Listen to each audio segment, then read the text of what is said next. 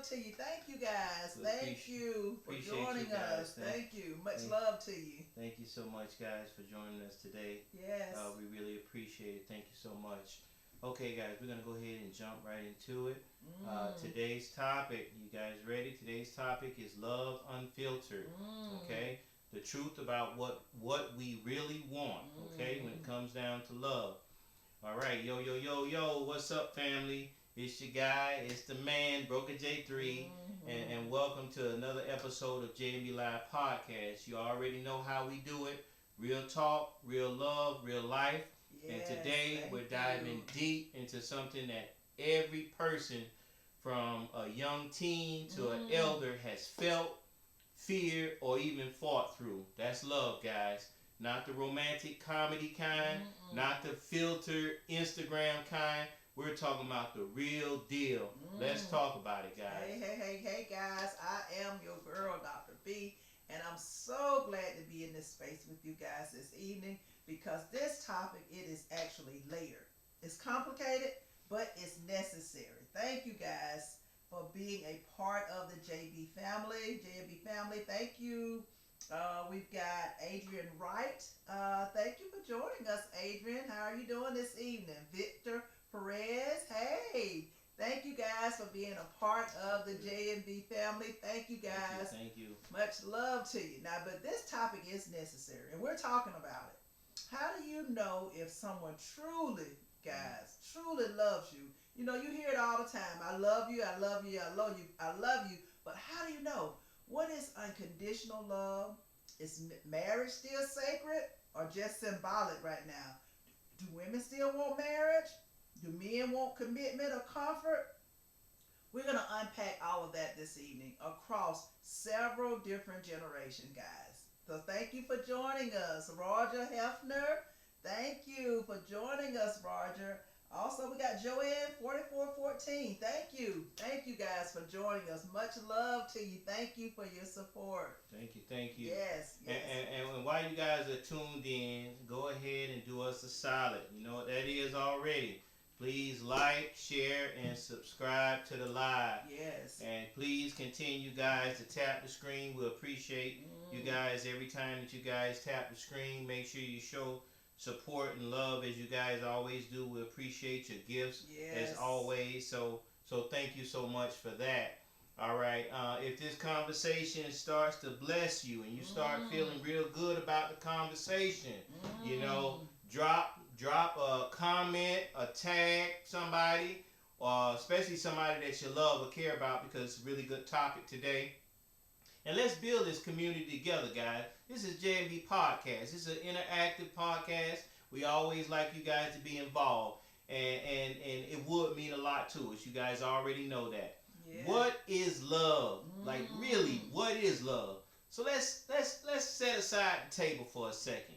You know, what is love really? And how do you know if somebody actually loves you or if they just love the idea of, you know, being with you? Okay, it's a hot topic, guys. You know, you might want to grab your partner and get he or she to join in on this conversation as well. So I see Real for Real joined in. Fat Girl, thank you for joining us. Kitty, thank you. Visitor 3194, Janice Cooper, Linda Skip. Thank you guys for joining us. Now, this is the question of the century. Real love shows up not in highlight reels. You know, you see them in the reels all the time, but in the blooper comments. Love is all about action, not just a person telling you that they love you. It's someone saying, I see your scars and I'm not scared. I'm here for the long haul. Exactly. And you know, Doc B, I had a client tell me one time, you know, she said, he brings me flowers every week, but he never listens when I cry. And I said to her simply as this, sis, that's a florist, because that's basically what he is.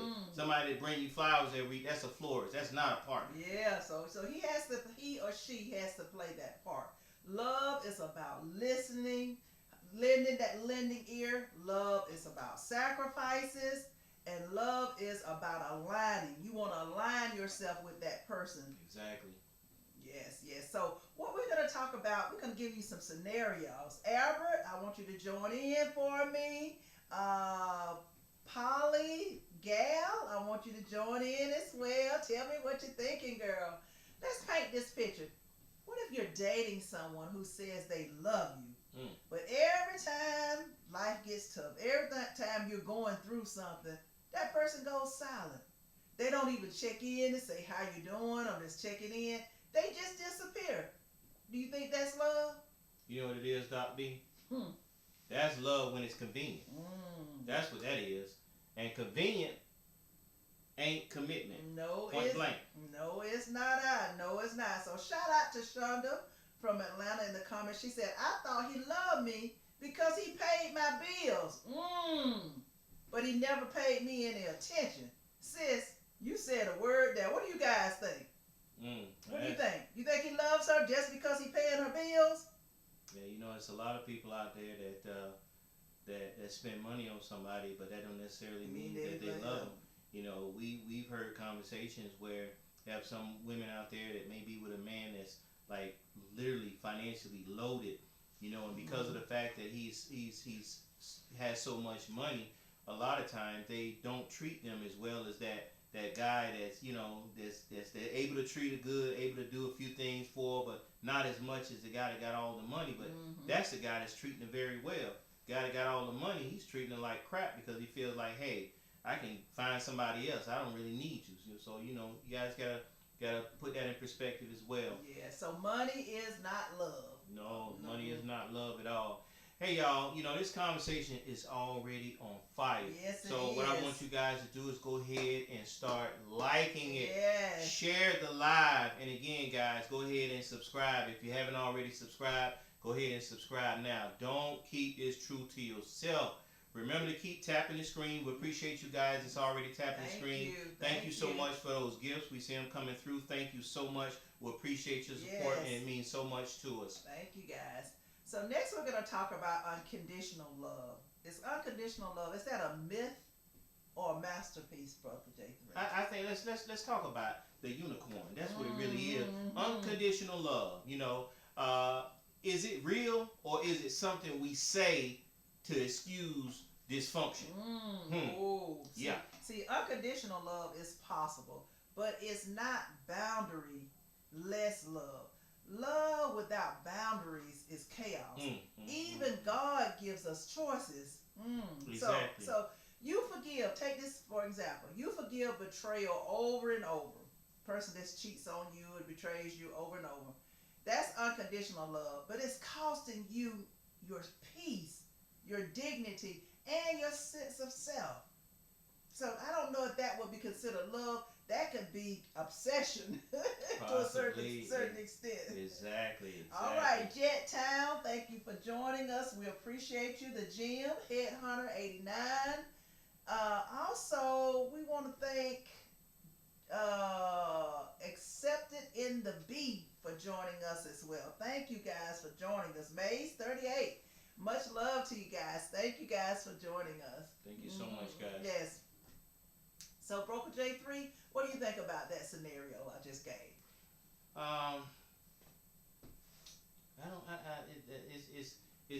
It's hard, Doc B, because you know I think that love has to have some type of boundaries. You know, that's a must. You know, I really truly believe that. Yeah. Okay. So if you forgive betrayal over and over again, that's unconditional love because it's costing you your peace, it's costing you your dignity, and it's costing you your sense of self. Exactly. And all the reality, we already know that's not love. That's a sacrifice because you're not called to fade away in somebody else's emotional war. That is not what that's all about. Okay, let me see here. Jerome in Houston said, my mom stayed with my dad for 30 years. He cheated 25 of them. We called it love, but now I wonder if it was just survival. Wow, appreciate that, Jerome. Yeah, and that's a conversation of the ages because a long time ago, when they got married, I just think about it, my grandmother and my parents, they got married. they were in it for the long haul. Exactly. They didn't believe in divorces, and it could have been because they did not have jobs. My grandmother didn't work. She worked in the home, of course, but that was basically the same thing with my mom. So they didn't believe in divorces. So, if the husband stepped out, which I know some of you may have experienced the same thing that I did, not with my grandmother well, we actually with my grandmother, but she didn't leave. She toughed it out. So that does happen, and like Broker J just said, do they stay with it out of love or a survival? Generations are actually different. Yes, they are. Yes, they are. Because example, like you said, a lot of times the older folks, most of them are still married, and as Jerome said, their parents been together for 30 years, and even though his dad cheated for most of the time that he was married, he still was there throughout it all. Even my parents been married almost 50 years. A lot of the older folks, they're staying with it regardless through all the trials and tribulations that may happen. But we notice as the younger generations, as it trickles down, those marriages don't last at all, and it seems like the younger they are, the marriages last just a few years. Yeah, they're more easily to get a divorce. So generational love sometimes comes with generational silence. In other words, the women or men, because it went both ways back in the day. They knew what was going on. They just kept their mouth shut. But we are the cycle breakers. There's different cycles. Broker J3 just talked about it. The generations are different. Today, it doesn't take anything for a couple to get a divorce. It's just like it's easy, and it doesn't faze them. But different generations, they were in it from the start to the end. And a lot of people say, some couples need to be like that to try to be in it and stay in it a little bit longer and fight it out and fight for the marriage. Exactly. Yeah. And I totally agree with that. Oh, yes. Okay, now this is hitting home for some of you guys. Go ahead and put something in the comment section. Hey, Skeet. Hey, Link. How are you doing? Henry Jackson. Drop us a comment. Jules. Jeffrey Barnes, thank you guys. Thank you guys for your support. Thank you for joining us this evening. Like I said, this is an exciting topic. We're talking about love, primarily unconditional love. And so we're going to continue this conversation. So we want you to be a part of the conversation. Hey, Kiwi Rose, drop us something in the comments section and let us know what you guys are thinking. Exactly. Okay, now, if this is hitting home for you, go ahead and share it. Send it to someone who's stuck in a loop and need a lifeline. Marriage, is it sacred, symbolic, or myth?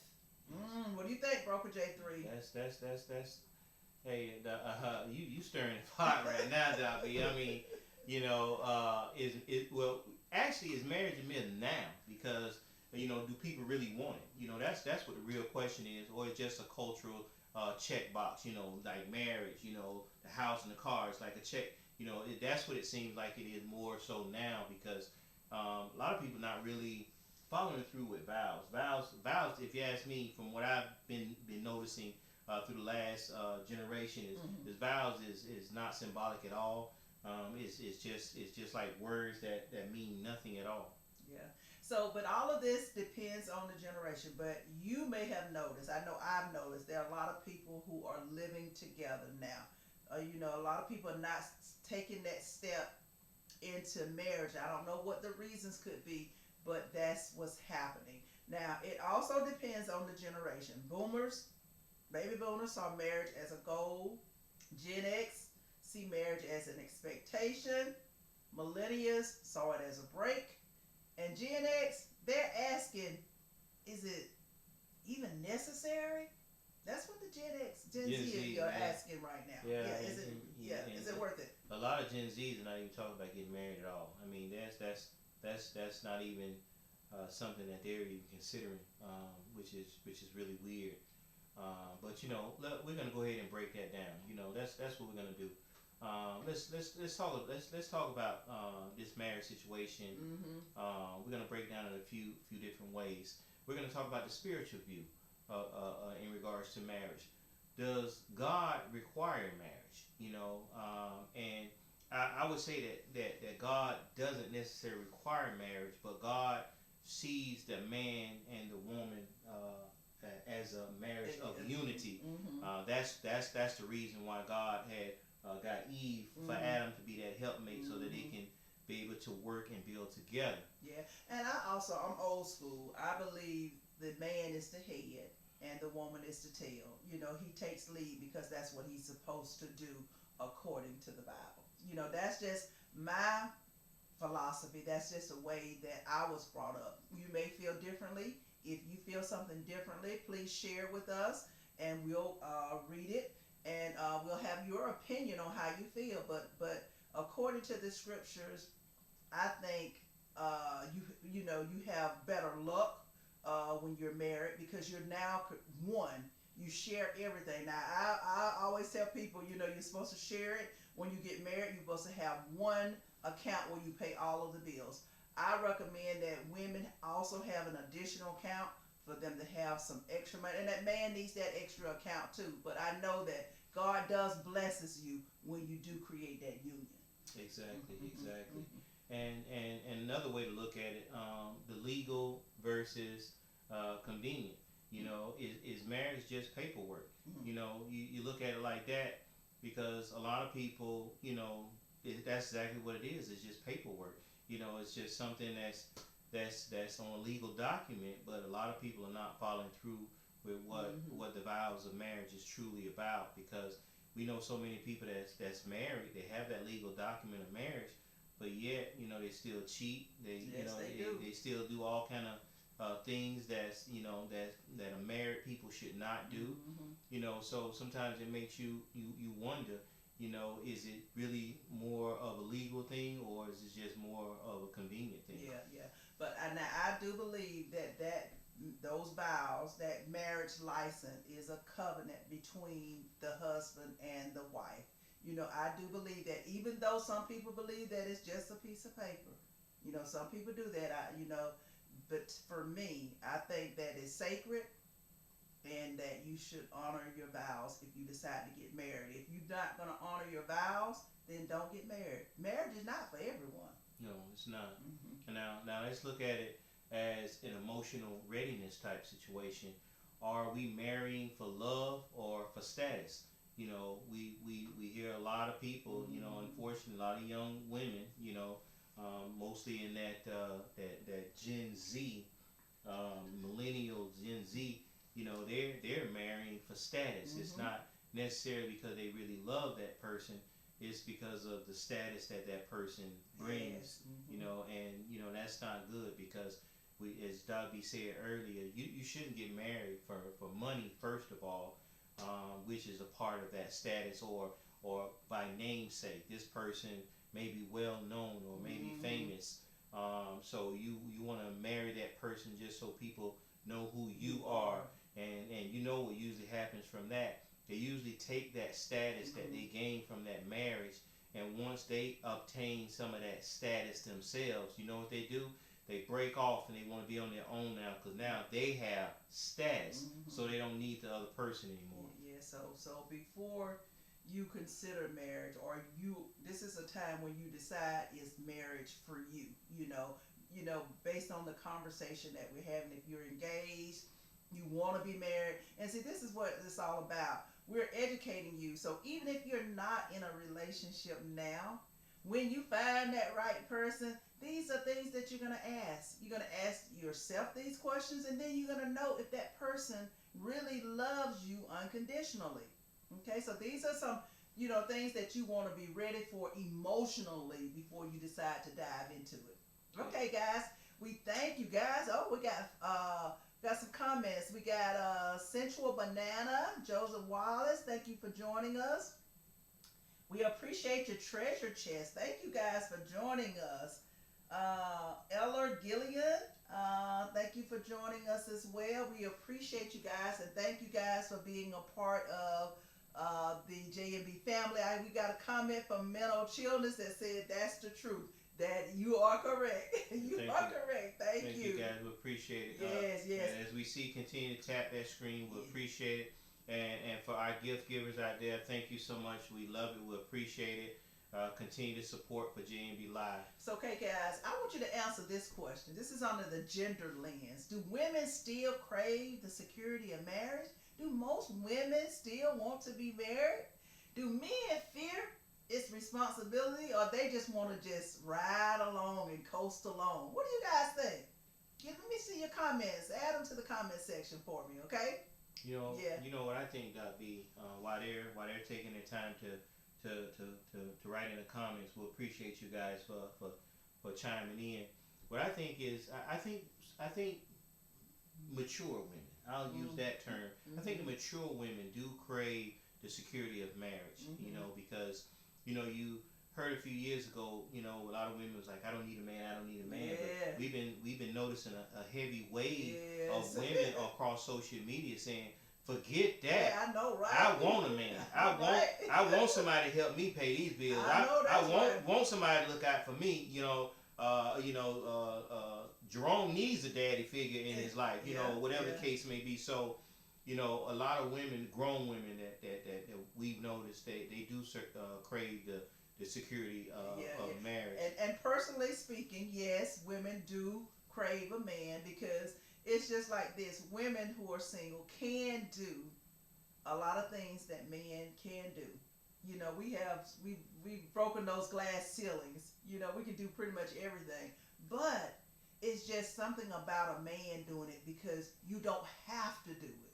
And that's a key. For me, I don't like making a lot of major decisions. I'd rather I had a man to make those decisions for me. So, I think they do. Now, as far as men fearing this responsibility, I can answer that, Doc B. Okay. As a grown man, I can definitely answer that. I think real men, grown men, we don't fear the responsibility at all. Especially when we love our significant other. That's something that we actually look forward to, being able to take on that responsibility from our significant other. Now, you have a lot of boys out there that may fear that responsibility. They may not ready for that responsibility as of yet. And so now, I do want to rephrase to a certain extent now, you do have some men out there that are man enough to know that they're not ready for that responsibility. They're not ready to settle down, so they don't want to do a woman wrong, especially getting a commitment and still cheating on her. So that don't mean that they're not a grown man. In fact, they're definitely grown for the fact that they know exactly what they want, and they don't want to hurt somebody's feelings. So got to look at it like that as well, ladies. Yeah. Okay. All right, Rudy, thank you for joining us. Jean Bianca, thank you for joining us. Funky S Touch. I do want to mention, Broker J3, about what prompted this podcast topic. I have a friend that said that, he's been married 2 times. He don't want to get married again. And so if he meets a woman and she starts talking about she wants to settle down, if things click between the two of them, he cuts her off. And so my thought process behind that is, if you meet the right person and you fall in love with that person, shouldn't you, or wouldn't you mind, taking on that responsibility or committing again, even though you had 2 bad relationships or 2 bad marriages? Isn't love worth it to try again? Personally, I think it is. But he said, HELL, no, he's not going to commit again, because he took care of 2 women in marriages, and it left him, it wiped him out. He didn't have any, financially. So he's not willing to risk it to do that again. And it's a shame that he feels that way, because this 3rd person, guess what, could be the one to love him genuinely. But Doc B, I totally agree with you, because sometimes 3rd time could be the charm, or the 1st or 2nd, depends. Yeah. It's like this, guys.